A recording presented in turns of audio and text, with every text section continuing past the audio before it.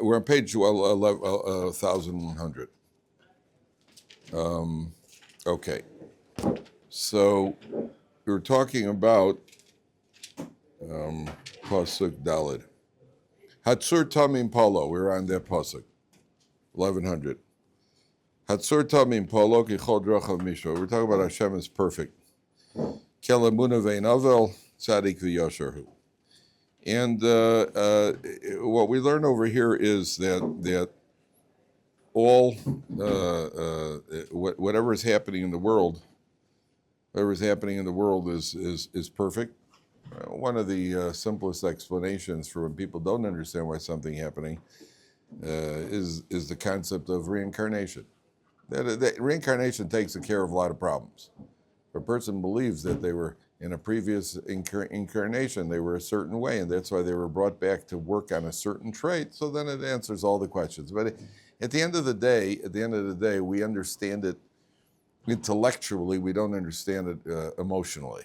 I mean, when we see somebody suffering, even if we would think intellectually, well, he deserved it from a previous incarnation, but when we see somebody suffering, so it hits us emotionally, we don't relate. Well, we understand that Hashem is perfect, number one. Number two, the idea that everything is being manipulated by Hashem.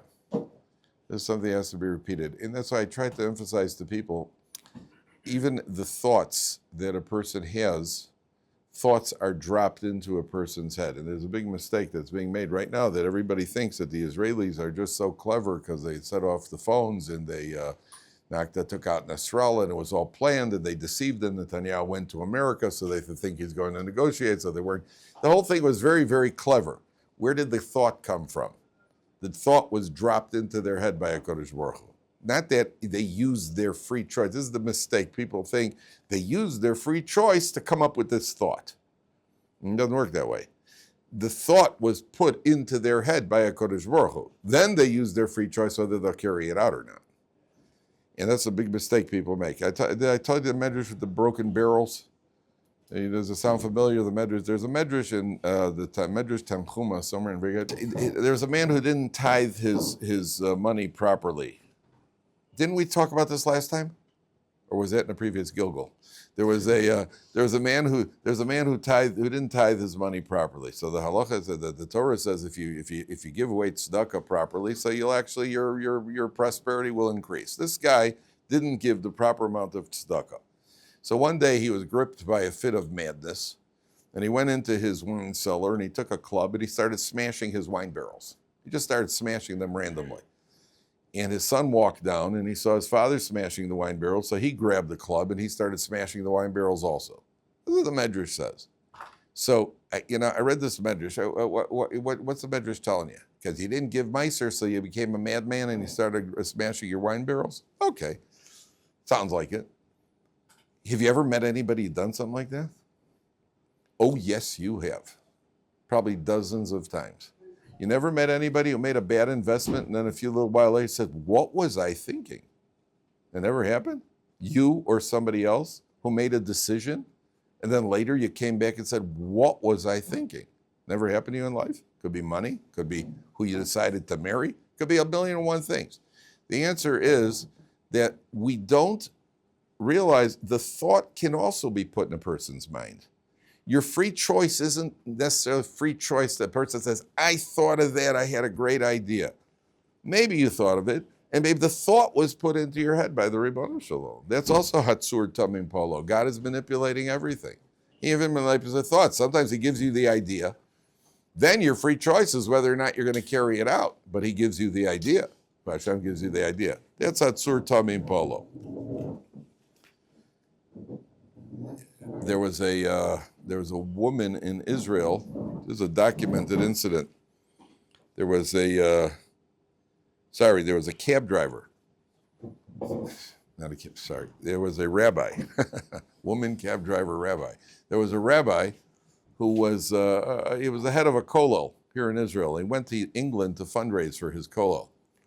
And he was, he spent his time in England, and after fundraising, he got into a cab to go back to the airport, and the cab driver looks at him in the mirror, and the cab driver says to him, you're a rabbi, aren't you? He says, yeah. He says, well, I'm Jewish. He says, well, that's great. That's great. And he says, and by the way, I have a daughter. And my daughter, not only is she Jewish, she became a Balas Tshuva. She's Orthodox. She's religious. She's Orthodox. She's Orthodox. She's married to a guy who learns in Kollel in Israel. He says, oh, that's terrific. He goes, yeah. And then he winks at him in the mirror. He goes, my wife actually had a Reform conversion. But we never wanted to tell my daughter because we didn't want to get her upset. So, whoa. The guy's thinking to himself, she had a Reform conversion, which is not a valid conversion at all, which means that the mother is not Jewish, which means that the daughter is not Jewish, which means that the daughter is married to a guy learning in Kollel, and the guy learning in Kollel is married to a woman who's not Jewish. And he says, yeah, and they have 3 kids. You want to hear my grandchildren's names? By this time, he's tuned them out already. Reuben, Shimon, and Levi. And he's like, whoa. He says, and where does your daughter live? He says, well, they live in Bnei Brak. Everybody, put away the technology. Do me a favor. If you're going to look at the technology, go somewhere else. It's such a bizarre, it's such a disgrace to the Torah to be looking at a phone while you're learning Torah. The day before Rosh Hashanah. It's a day, not a day before. I shouldn't say that. I take that back. Any time of the year. So the Torah. So the guy says that, where does your daughter live? My daughter lives in Bnei Brak. It's very interesting. I live in Bnei Brak too. Which kollel does your son-in-law live in? It's the base Torah. There's a second shock for the day because that's his kollel that he's collecting for, and this is one of the Avrechim and one of the kollel guys in his kollel. So the end of the story was he came back and all of the necessary conversions and was taken care of, and everybody lived happily ever after. If you've been to England, the chance of you meeting a cab driver who knows somebody in Israel who is the chances are very, very slight. It's not like in Israel where there are really 3 cab drivers all driving around.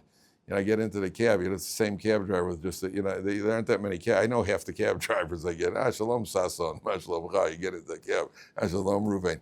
In England, they got dozens and dozens. The chances are very slim. That's Hatzur Tamim Polo. God runs the world perfectly. There's no coincidence. At a certain point, he wants it to happen, so it's going to happen. At a certain point, when God decides, now it's time for him to find out that his wife was not Jewish, and they have to go through the conversions and so on and so forth. There's another story, by the way. This is a real shocker. There was a couple living on a kibbutz, a secular left-wing anti-religious kibbutz, who one day they became, for some reason, through a fit of who knows what, they decided to start getting more religious. And eventually they left the kibbutz and they went to live in Mea Sharim. They went from a secular left-wing anti-religious kibbutz to go live in Mea Sharim, which is geographically only a few dozen kilometers, but ideologically it's on the opposite end of the earth. And this couple is really from. I mean, like really from it. She's with the head, with the tichel and what do you call it? The whole 9 yards. There's only one problem. She kept smoking.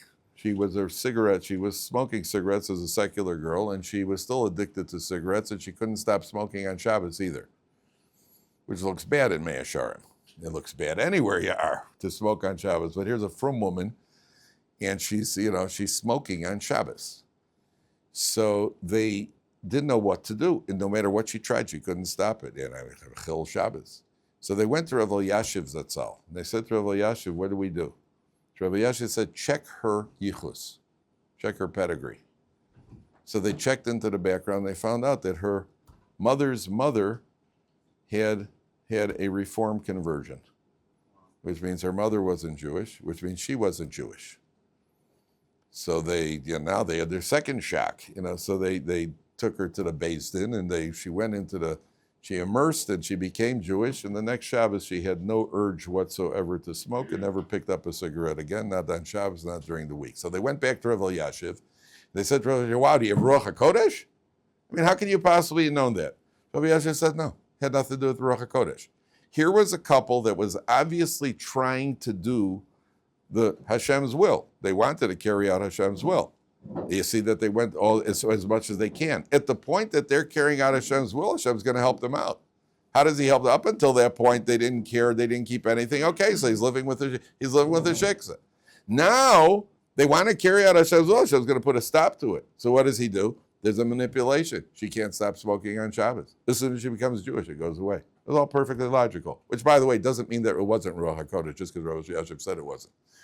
He just gave a very clever, logical explanation, but it could very well have been Ruach HaKodesh. But whatever it is, when a person makes the effort, that you see that's Hatzur Tabi Pola, that Kodesh Baruch Hu is going to manipulate. He's going to spin the wheels. Okay, take a look at. By the way, this is a confirmed story because I had somebody in a class once who said, yeah, she actually knows the people. There was a couple living in Basel, Switzerland, a kollel couple living in Basel, Switzerland with 13 children. And one day they get a knock on the door from a lawyer. And the lawyer says the wealthiest non-Jew in Basel has died. He has no heirs. And he left in his will that his entire multi-million-dollar estate should go to the couple in Basel with the most children. This is a kollel couple with 13 children. The next biggest was 1.2 and a dog and a Swiss bar of chocolate. That was it. So they got overnight, and I'm waiting for that knock on my door, by the way, but the overnight. Now imagine that couple the night before trying to figure out how are we going to feed them, how are we going to clothe, how are we going to marry them off, all the worries that you got. Boom, switches in a second. That's Hatzur Torah. God runs the world. He's got his ways of running the world, and you see there are stories like this. There are situations like this where people, it doesn't mean you always get rich overnight. Doesn't mean you always get rich overnight, but it's the understanding that it's all being manipulated and it's disguised in our behavior. We have free choice and we have to choose. We have to choose the correct behavior at all times, regardless of the knowledge that God's manipulating it. We still have to make the correct choices. But it's very easy to show you how God moves us around, because I guarantee you that if I looked up, let's say God wanted to get me from here to that door, right? There are many ways. He could bring a tornado and just blow me over to the door, but that's unlikely. He could do that. He could force me against my, let's say God wants me to make a free choice to go to that door. You know how easy it would be? All I need to see is a cobra crawling through that window. If a cobra would come slithering through that window, I'd be by that door before any of you guys. That's for sure. And not only that, if I saw a $100 bill come fluttering through that door, I'd also be before that door, by the door before any of you guys. There are plenty of ways to move people around. So that's the idea. Okay. Take a look at Pasuk, Perek Lamed Beis, Pasuk Zayin. Zechor, bottom line on 1100. Do me a favor, Shai, make it a little colder. Zechor Yemos Olam. Remember, how does he translate it? Remember the days of yore. Yore, boy, I haven't seen that. Remember the days of yore. Zechor Yemos Olam. Binu shnos, guys, crackle a little softer, okay? The microphone picks up every sound. Zechor Yemos Olam. Binu shnos dor vador. Reflect on the years of each generation. Sha'al avicha v'yagedcha. Ask your father, and he will tell you. Zekeinecha, your elders, v'yomer lach. So here the Torah uses, when it talks about talking to your father and talking to your elders, you'll notice that it uses a different terminology. When it comes to the father, it says Sha'al avicha v'yagedcha. Zekeinecha v'yomer lach. So what's the difference between v'yagedcha and v'yomer lach? What's the difference between the two? And if you lahagid and v'yomer, one of the differences, yeah. It's harder to relate to a grandparent. Harder to relate to a grandparent. Okay, why? Different generation. What's that got to do with v'yagedcha and v'yomer? What's that? Okay, that's certainly true. That's certainly true. The farther you're removed, the more difficult it is to relate to. But why the difference in the terminology? One is to relate and one is to say. So turn back for a second to Parshas Yisro. Turn back to Parshas Yisro.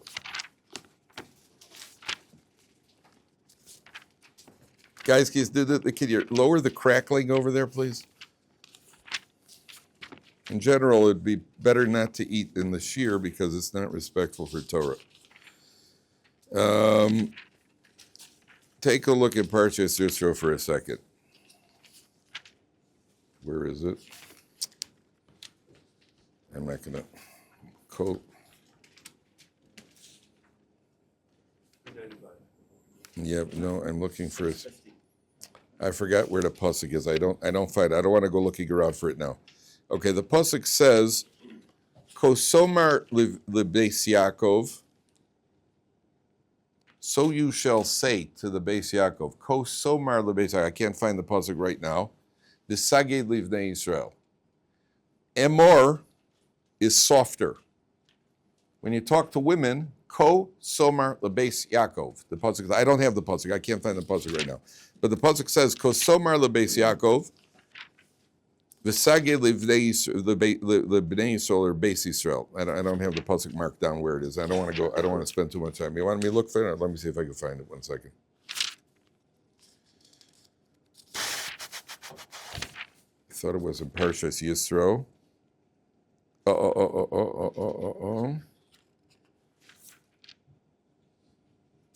Give me 1 more second.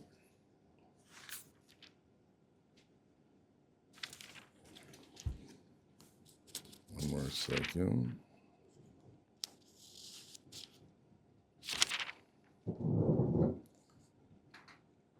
Yeah, here it is. Okay, page 400. Page 400. Right at the bottom of the page. So it says, Ko Somar lebeis Yaakov. That's from the word Vayomer, like Ko Somar is like Vayomer. It's the same tense, same word. V'sagid livnei Yisrael, and say that's like lahagid. What's the difference between Tomar and Tagid? Who is Beis Yaakov, gentlemen? Who's Beis Yaakov? The women. That's why the Beis Yaakov. That's why the girls' school movement. When the girls' school movement was started by Sarah Schenirer in Europe, they called it the Beis Yaakov. All the Beis Yaakovs are the girls' schools, right? Beis Yaakov is the girls' school because the girls. They Ko Somar le Beis Yaakov. The women are addressed first, by the way. The women are spoken to first. How do you speak to women? You speak softly. Somar is soft. You speak softly. The Sagid livnei Yisrael. Speak direct to the men. Men, you got to speak direct. To the women, you speak softly. And often a wife doesn't care what you say as much as how you say it. What counts by them is how you say it. If you tell your wife that you won the lottery, you come home and say, I just won $3 million. I don't like your tone of voice. Right? So make sure you say it nicely. Don't worry, if you win $3 million, you'll be saying it nicely. If you lose $3 million, maybe a little different.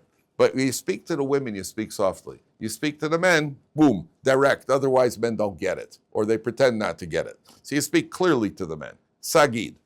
Take a look over here. Sha'al avicha v'yagedcha. Your father, and he will tell you. Zikenecha v'yomer lach. Who talks harsher to you? Your father or your grandfather? Huh? Absolutely. Absolutely. Grandparents already soften up. Fathers with sons, a little tougher. You go to your Zaidi, and your Zaidi, then things. Why is that? Because grandparents don't want the kid. My own kid. I'm raising my kid. I want to keep him out of jail. Hey kids, stay in line. And parents are nervous about. By the time you're grandparents, listen, this is your job. My kids got to take care of their kids. I got one thing. I want my grandchildren to like me. That's all I care about. So you spoil the daylights out of them. You give them candy, you give them this, you give them that, even if your children protest. I do that to my grandchildren, especially my daughter's kids. Come on, kid. Here, have some candy. You give them, Daddy, that's not good for them. I said, oh, don't tell me what to do. I raised you. Come here, kid. Then I get them good and wired and say, take care of your kid. He's out of control, will you? That's what's called sweet revenge. So So when you ask your father, Shalavicha v'yagedcha, number one. Number two, Zekenecha v'yomer lach. Your elders and they will tell you. But even more than that, there's Zekenecha. What are you asking them and what are they telling you? The Torah is emphasizing over here that there is wisdom in the elders. And when you want to understand something, you certainly look like the example I gave you with Rav Elyashiv, the wisdom of older people. And we believe that there's something called emunas chachamim. Emunas chachamim means we understand that Torah scholars have the most wisdom. They have a combination of Torah wisdom and age. Life experience combined with Torah wisdom. And therefore, if a person needs advice in life, you know, the famous example that's given in the Mesilas Yesharim, the garden maze. You know, ever been in a garden maze? You never seen a garden maze? Did you see The Shining? Yeah. Is in movie The Shining with the garden maze with, what's his name, Jack Nicholson? Yeah, I walked out after about 10, 15 minutes. I couldn't take it. I was too scared. But they have the garden maze. You know, you're chasing him around with the knife through a garden maze. So the Mesilas Yesharim says life is like a garden maze. You ever hear this analogy? You have a garden maze and you're going, you can't see over the walls. You're going between you're trying to figure out your way through the maze. There's one guy standing on top of a platform who's got a view of the entire thing. And just when you're going to turn left, take the left entrance, he says, no, go right. No, now left, right, left. Would you trust him, assuming you're somebody trustworthy? Would you trust him or you trust yourself? You can't see where you're going. So you might think you should turn left, but instead you should go right. Which one would you think? Say you have to trust him. Why? Because he got through the maze. He's already on top and he's got a view of the whole thing. We look at Torah scholars, people who are older. Life is a maze. Life is a complication. Should I take this turn, make this turn, make this decision? What's the best thing to do? Sometimes we need advice. If you're trying to build a bridge, you go to an expert in engineering. If you have a medical issue, you go to an expert in medicine. If you want life guidance, you go to an expert in life. Who are the experts in life? The experts in life are the Torah scholars. And they've been through it, they know the right decisions, and they're the ones who've got the view down of the maze. And therefore, we try to obey, we try to listen to them. I was at Ohr Somayach, I started out here many, many hundreds of years ago, and I was once sitting in the Beis Medrash, and one of the guys who's now running one of the other programs here at Ohr Somayach, he comes over to me and he says to me that there is a basketball game, they're gonna play a basketball game against the Israeli Air Force, but I'd like to join the team, play with the Israeli Air Force. So, I wanted to study, but what I wouldn't do for Torah. So we had to take our passports because we're going to an Israeli Air Force base. Don't think many people get on Israeli. We had to take our passports, and they sent the military jeep for us. There were 6 of us. They brought us down to the Air Force to play a game against it. Now, our goal was to show them that not only we could top them in the spiritual realm, but we could top them in the physical realm also. We lost, but so we played this game. It was a rough game. We were American finesse ball players. They were Israelis. The first time in my life I ever got fouled shooting a free throw, and so we played this game against the Israelis. Okay, it was a good. And these are the crack, the elite of Israeli society. And after the game, we had a meeting with the base commander. I remember this base commander. This is a guy who's teaching pilots how to fly F-15s and F-16s. And he's the head of the base. And he gave us a quick lesson in flying F-15s. So, good gentlemen, I now qualify. And right after this, I'm going to so I still remember this guy's face. Now we're going back over 40 years ago. I still remember, we had met with the guy for 15 minutes. I still remember this guy. He was one of the most impressive people I ever met in my life. It was a rare combination of confidence, humility, and arrogance all rolled into one. And he told us that when a pilot is flying an F-15 twice the speed of sound, and he's flying over the horizon, over a body of water, so he experiences something called vertigo. Sometimes they can experience vertigo, and they're taught that he has to set aside his instincts. They have an indicator on the panel, and the indicator says up or down. And he has to set aside his instincts, put full faith into that indicator, and whatever the indicator does, that's what they're taught. Full faith in the indicator. So on the way back to Yeshiva, we were talking about how the Torah, you have a world where people are hurtling through life at twice the speed of sound with very little guidance on what's right or wrong, which way is up, which way is down, what's moral, what's not moral, what's ethical, what's not ethical. The Torah is the indicator. And in the indicator, we are given the sages of the Torah, the scholars of Torah. The more Torah a person has studied, the more he's absorbed that wisdom. And therefore, the Torah is teaching you, Shalavicha, you got a problem in life, go consult with somebody. You have an issue, go consult. You wouldn't leave anything else to chance. Why leave life to chance? And go find somebody who is got Torah knowledge and he's got life experience, and that's a person who could give you guidance. Okay, now I want to show you something else. Take a look at Pasuk Yud Aleph. This is also extremely important. They're all important. It's Hashem's Torah, it's all important. So the Torah says like this. Yimtza'eu be'eretz, Pasuk Yud. Yimtza'eu be'eretz midbar. He discovered him in a desert land. Uvisohu yilel yeshimon, a howling wilderness.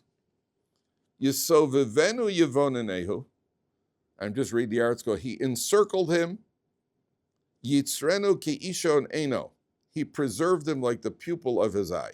The Kodesh Baruch Hu protected the Jewish people. You know, if you ever play baseball and there's a hard ground ball coming at you, what do? You kind of turn and throw up the glove, and just hope for the best.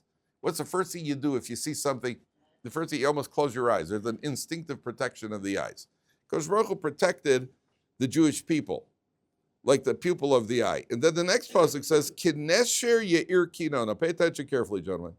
Kinesher Ya'ir Kino. He was like an eagle arousing his nest. We're going to see the Rashi here in a second.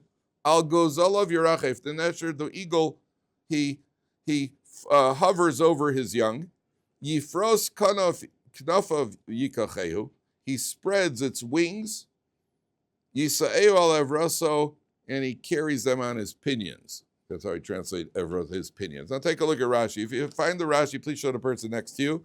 It's the first column of Rashi, the right column of Rashi, and it's about 10 lines from the bottom of the page. If you please show the person next to you. I want to show you this. Kinesher Ya'ir Kino. What does that mean that a God guided us like an eagle with his nest? Says Rashi, Nohagam birachamim uvechemla. God guided the Jewish people with mercy and compassion.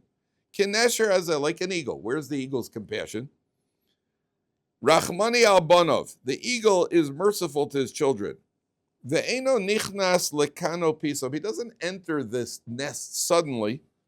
Achu mekashkeshu metaref al banov b'knafav bein ilan le'ilan. Bein sucha lechaverta. He makes noise with his wings so they know mommy's coming. So that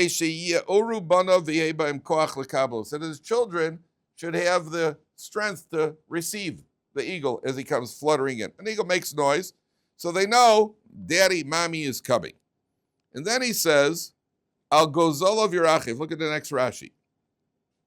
Eino machbid atzmo alehem elo mechofef. He doesn't weigh down on them heavily. He flutters over them. Nogea ve'eno nogea. He touches them and he's barely touching them. He doesn't lean on them. Afa Kodesh Baruch Hu, the quotes a pasuk from Eov Shakai lo betziinu sagi koach. Kshebalitein Torah, when God gave the Torah to Jewish people, lo nigla aleya meruach echad. God did not appear in one direction. Ela me arba ruchos. He appeared in 4 directions to the Jewish people. So it shouldn't be too heavy. And he quotes Psukim. Now, whatever that means, that God appeared to them in 1 direction, appeared in 4 directions, obviously it's God appearing however God appears. What's the takeaway for us over here? And the takeaway for us is like this. There isn't, some people look at Torah and say, wow, it's a heavy Torah over here. Boy, there's a lot to do. Oh, boy, I got to do this, got to do that. Look at all these guys are sitting and learning. There isn't one way in Torah. There isn't one way. He came in 4 directions. What does that mean? That means each person has his area of Torah. Each person has the area that he can make his connection with Hashem. You don't have to connect my way, and I don't have to connect your way. Why are there different groups among the Jewish people? You have Ashkenazim, Sfardim, Hasidim, Litvaks, and even within the Sfardim, you have Moroccans, Tunisians, Persians. Within the Ashkenazim, you have Polish, and you have Hungarian, and then within the Hasidim, every Hasidus, you got no end to how many Hasid. Why are there so many? Why are there 12 tribes? Why are there 12 tribes among the Jewish people? Because everybody's got a different way of serving Kodesh Baruch Hu. My way and your way are different. You have to serve Hashem your way. It isn't a Torah that says, okay, let's fit the square into the round hole. You all have to, if we're a bunch of clones, and we all have to serve one way. God didn't come in one direction. He came in 4 directions. He could have come in one direction. What does that mean? Torah is telling us, yeah, you have your approach as long as it's a legitimate approach. Not that you're innovating something that isn't consistent with Torah. It's got to be a proper form of Torah. I told you a story with Simcha Wasserman. Zatzal was once at a rabbinic conference. And this Reform rabbi approached Rabbi Simcha Wasserman Zatzal. He said to him, why do Jewish people why are there so many different types of Jews? Why aren't we just one type of Jew? Why do we all belong to one group?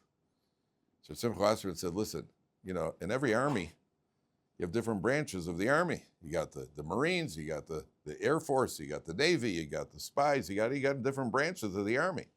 So in serving HaKadosh Baruch Hu, we're all one army. We do different branches. You got Ashkenazim, Sfarad, and Litvaks.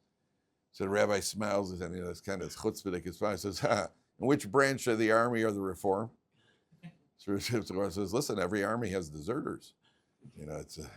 So you made something up. What does Reform mean? What does Reform mean? You're changing it? What are you changing? Rabbi Gottlieb once told a story about a guy was sitting in a college sociology class. So the professor says, he looks through the list. He says, McCarthy, you're Catholic, aren't you? He goes, yeah. He says, can you tell us something about your religion? So McCarthy gets up for about 10 minutes and he starts talking about Catholicism.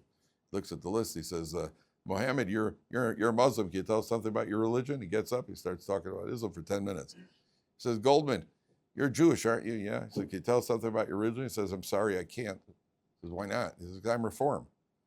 So this non-Jewish professor, he looks at him and says, don't you think you ought to know something about your religion before you start reforming it? As a result of that sentence, he started investigating. Today he's involved himself in Jewish outreach. Became a Torah Jew, became an outreach. What are you reforming? You got to know what you're reforming. What does it mean to reform? So I'm not going into, that's not my issue. My issue is for those who are trying to advance in Torah, which is every one of us. That's what we're always trying to do. We're trying to grow, we're trying to advance. I have my path, you have your path, he has his path, and he has his path, as long as it's within the path of Torah. That's what it means for 4 directions. Okay, one more point. Take a look at Pasuk Yud Ches. It's on 1104, 5 lines from the top. This is very cryptic. It's good for you if you would take a look at make some time, not find some time. Make time to take a look at the Parsha and look through the commentaries on the side over here. But take a look at one point over here. On page 1104, 5 lines from the top. Tsur Yeladcha Teshi. The rock who has created you, he translated as ignored. The rock that's given birth to you. Vatishkach kel mechol, and you have forgotten the God who produced you. So, like every other trait and every other human characteristic, there's something called forgetfulness. Forgetfulness has a very, very, like everything else, there's no good or bad as much as it's a possibility. It depends how you use it. Even pride can be used positively. If you take pride in your Judaism, take pride if there are sinners around you and you're willing to tell them to stop sinning. So every single trait, anger, sometimes you have to be angry at people who are misbehaving. A man in the house has to demonstrate anger towards his children. Sometimes the Gemara says, sometimes they have to show them. You have to demonstrate. The Gemara talks about Amoraim who faked it, but they demonstrated anger. So there are certain times where you have to get angry. There are certain times where you have to be selfish. There are certain times where you have to be generous. Every trait could be used. It depends what the measure is. Here, there's something called forgetfulness. Forgetfulness could be a very good thing. You know when forgetfulness is a good thing? If you forget how somebody wronged you, forget about it. I forgot, a big deal. Get past it. You use forgetfulness to forget, to get away, to detach from various pursuits or desires. You manage to somehow remove them from your system. I forgot about it. Just get it out of the system. Forgetfulness is certainly, you know why Jews bury, it says that there's a decree from God that the deceased are forgotten from our hearts. Now, they're obviously not forgotten. You still remember your grandfather. You didn't forget him. What does it mean they're forgotten? It means that the intensity of the pain that was there at the moment of the grief, that intensity dissipates. It's removed from the heart. That's a beneficial use of forgetfulness. To forget the nonsense that we've been exposed to our entire life. There's a way to forget it, by the way. You know how? The more you fill your head with something meaningful, it pushes out all sorts of nonsense. And the more nonsense we put in our head, the more it pushes out something meaningful. So the Torah says, yeah, I gave you this trait. God created, even that God created. I gave you this trait to use positively. Use forgetfulness positively. What did you do with it? You took it and you managed to forget about Hashem. You mischanneled it. That's all it is. And like most of our energies and most of our abilities, it's not a question of using, a question of channeling it. When you get married, a woman has no right to try to change her husband. You can't change your husband. A woman who wants a guy who's an introvert and her husband's an extrovert, she's going to try to change him into an introvert, forget about it. She wants an extrovert, he's an introvert, forget about it. She doesn't have that right. She does have one right, to take the energy, the potential that he has, and channel it in the right direction. That's her job. Not to change the energy, because the energy doesn't change. It's to channel the energy. Before you're married, you have to do it to yourself. After you're married, don't worry. They'll do it for you, right? Whether you like it or not. But before you're married, you have to find out what's your energy. What is your potential? And then take that potential and channel it. You can't fight against what you were naturally given by HaKadosh Baruch Hu. Take it and channel it. Let's say you have a great voice.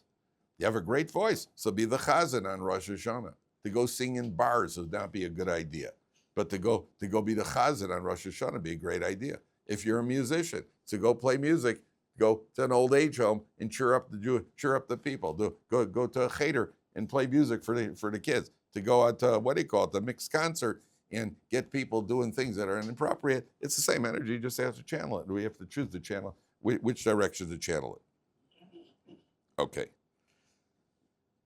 One last thing I just want to tell you guys. We're going into Rosh Hashanah now. I just want to tell you something very important. As you go into Rosh Hashanah, there's going to be a lot of davening.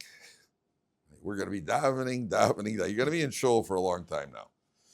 And I often found that Rosh Hashanah in certain ways is more challenging than Yom Kippur. Yom Kippur is a difficult day because you're fasting and you're, you don't feel so great. But there's a complete detachment from the physical. So you're focused on something a little higher for a good 24 hours. And there's no challenge. Rosh Hashanah, you're doing both. You go to shul and you're davening hard, and then you got to come and you face the table full of food. So the attitude towards that table should be that you've been invited to the king's inaugural ball. If you're invited to if King and Prince Charles became, and you're invited to the inaugural ball and they have kosher food, what would your behavior be like? What would you be? You'd be, on one side, you're very honored. I was honored to be invited to the king's inaugural ball. On the other hand, there would be a certain sense of dignity. You'd be done. You wouldn't be like sitting with your friends in a falafel shop. You'd be sitting. There's a certain dignity at the king's inaugural ball. So at Rosh Hashanah, when we're sitting at the table, the entire Rosh Hashanah, there's a certain sense of we're thrilled that we have been chosen for Hashem's inauguration, on the one hand. On the other hand, there's a certain sense of dignity. Even more than that, you should be in a good mood on Rosh Hashanah. We're not going in there like, oh no, don't put away the pitchfork. I don't want to get tossed into Gehenna. That's not what the attitude should be. The attitude should be, first of all, enjoy the davening. Enjoy the davening. The davening is all about making Hashem the king. What's so bad about that? Well, there's nothing sad there. And it should be an upbeat davening. Certain parts of the davening get a little more intense. But you should enjoy the davening. You should enjoy the fact that we are now declaring that Hashem is the king. And he's chosen us to declare that he's the king. And what you're really doing is, we're asking HaKadosh Baruch Hu, we're saying to Hashem, we spent the last year, the last period of our life, whatever it is, trying to get closer, trying to pick a course, a path in life. We're now asking for more equipment from Hashem so that we could pursue that path. I need life, I need money, I need health. What do I need it for? I need it so that the path that I've chosen, I could continue on this path. And then we come to Rosh Hashanah and say, please Hashem, and the more we demonstrate that that's the path that we want to follow, then HaKadosh Baruch Hu gives us the equipment. So everybody just enjoy it. Don't get tense. I had a guy here once who told me, I asked him after Rosh Hashanah, how was it? He said the first day was difficult. He said the second day he felt that the davening he was connecting. I like that expression. He felt he was connecting. And I don't mean one of these, just gently relax, say the words, enjoy the words. You feel naturally start to connecting. Sometimes more, sometimes less. Sometimes I say the words is very dry. And sometimes you say it and you feel that spontaneously, you feel that there's a connection. And it won't feel it all day, so you'll feel a part of the day. Whatever it is, you should enjoy it. All right, so everybody have a kasiva chasiba tova. Enjoy your Rosh Hashanah. And well, as the old saying goes, we'll see you next year. Thank you. Thank you, Rabbi. Okay.